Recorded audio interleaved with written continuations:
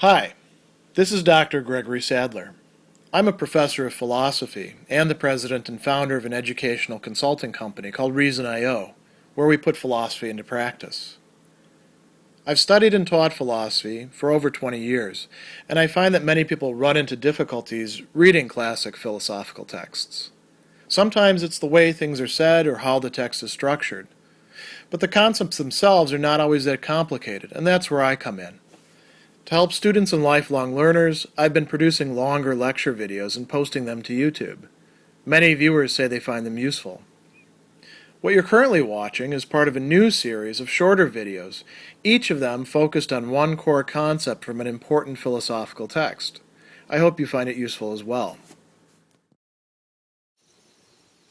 Among the 5 intellectual virtues that Aristotle discusses in Nicomachean Ethics, Book 6, that is, habits or dispositions of mind, of the rational part of the soul, that make us able to do things in particularly excellent ways.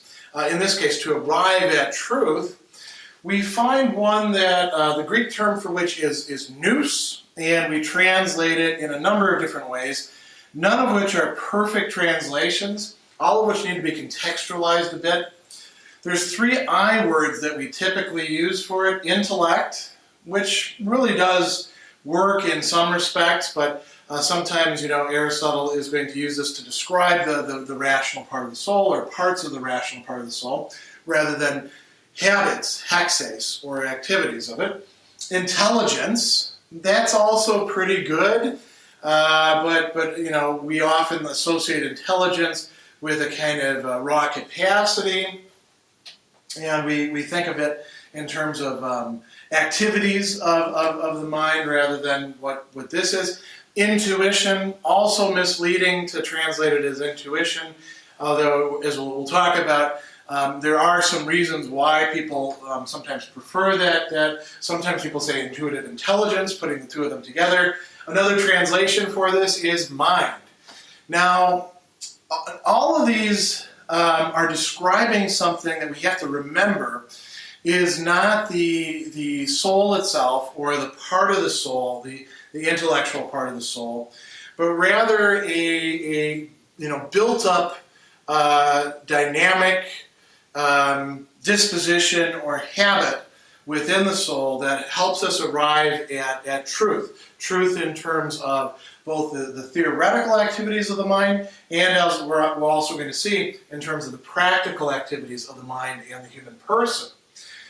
So nous is going to play a very important role, and what does it actually do? Here's the clue to it. Nous, or intellect, is what allows us to grasp archai, which are first principles in Greek. And these play an incredibly important role, not only within Aristotle's Nicomachean Ethics, but also within his thought as a whole. And he thinks that this is because they play a very important role in our practical and our theoretical inferences, arguments, decisions, lives, teaching, all of that sort of stuff. We can't begin from nowhere when we're engaged in some sort of reasoning or deliberative process. We have to have some starting points. The question then is, well, where do we get these starting points from? Now, Aristotle will talk at some points, for example, in this very book, about getting our starting points from experience. He says that metaphysics, in fact, that's why kids can't study metaphysics effectively. They don't have enough experience, which then has to be translated into something else that ultimately provides these starting points and leads to knowledge about things. The starting points for mathematics can be just given as axioms, or there's other ways that we can arrive at them. But Aristotle thinks that we have a certain capacity, or rather disposition, a habit of mind that truthfully leads us to first principles. We grasp them. This is, I think, why some people want to translate it as intuition, which can be sometimes a bit misleading. You know, we often associate intuition with something that's a feeling, and we say, well, I don't really have, you know, some sort of cognitive reason for why I'm doing something. I can't reason it out, but I have just a vague gut feeling. That could be similar in certain respects to what Aristotle's talking about, but this is a bit more illuminative than just, you know, that bare sense of intuition that we're discussing there. So it truthfully grasps the first principles, the archetype. Why is that important? Well, you notice that I've got three other kinds of intellectual virtue here that depend upon these starting points. If you don't, like I just said, if you don't have starting points to begin with, you can't actually get anywhere. Scientific knowledge is really quite powerful. But think of it sort of like a machine that unless it's actually got the fuel going in and the raw materials going in, it can't do anything. Scientific knowledge is another intellectual virtue, a habit, a habitus, a you know, sort of structure within the mind that allows one to generate knowledge from first principles. Once you get those first principles to work with, now you can do all sorts of deductive work with them and, you know, draw out all sorts of other really cool conclusions and make something of it. But you have to have those principles to begin with, or you can't get the thing started. Wisdom, and we have another video specifically on this, wisdom is in fact a composite, Aristotle says, of scientific knowledge and intelligence or intellect, nous, because wisdom in its true sense consists in the conclusions from the first principles and a grasp of the first principles itself. So you can't integrate the first principles with knowledge if you don't possess the first principles. So you have to acquire them somehow, and that's what intellect provides us with. What about prudence, practical wisdom?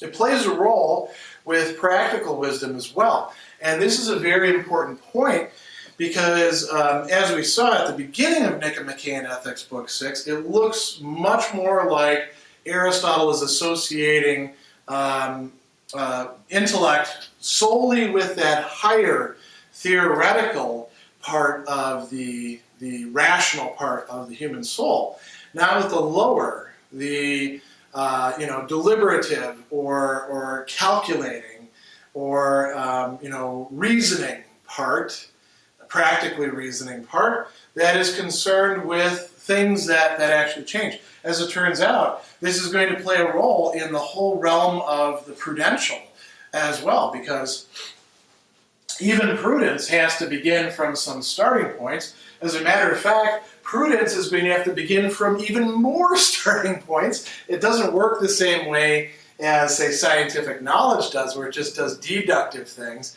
but it has to grasp what is, you know, the beginning points in the situation, the practical situation it's looking at, from which it can then start reasoning out or deliberating what it needs to do.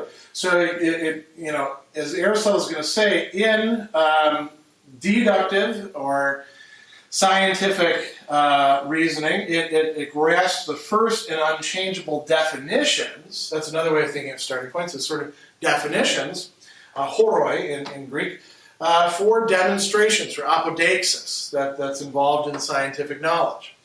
When we're talking about the whole role of prudence and the starting points that it provides there, one of the things that's a starting point is perception, aesthesis, perception of particulars.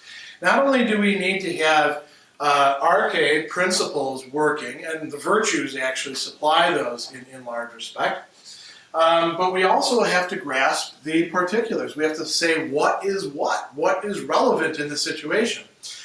Interestingly, this notion of perception doesn't just mean sense perception. It means something like grasping what has been called the ethical salience of things, either by Nancy Sherman or Deborah Achtenberg in a beautiful turn of phrase. What does that really mean? We're grasping moral values. Aristotle says in the Politics that we actually do have perception of the good and the bad, the right and the wrong, the ugly and the beautiful. That these are not just a matter of speech, us saying things are certain ways. They're not just purely mental. They are out there to be grasped as such. And that is part of what Nous seems to be doing.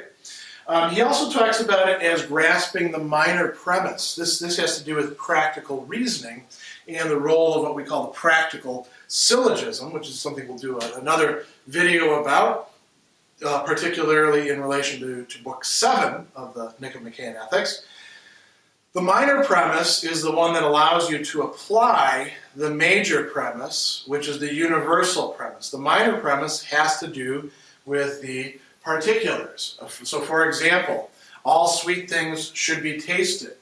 This is a sweet thing, therefore I should taste it. This is a sweet thing is the minor premise.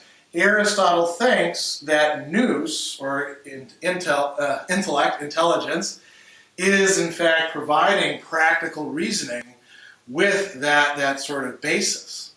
So this is a intellectual virtue that you could say straddles the whole of the rational part of the soul for Aristotle, the part that's concerned with the theoretical matters, where wisdom and scientific knowledge is concerned, and the part concerned with practical matters, where we see concerns of prudence and art or skill and a lot of other things having to do with deliberation.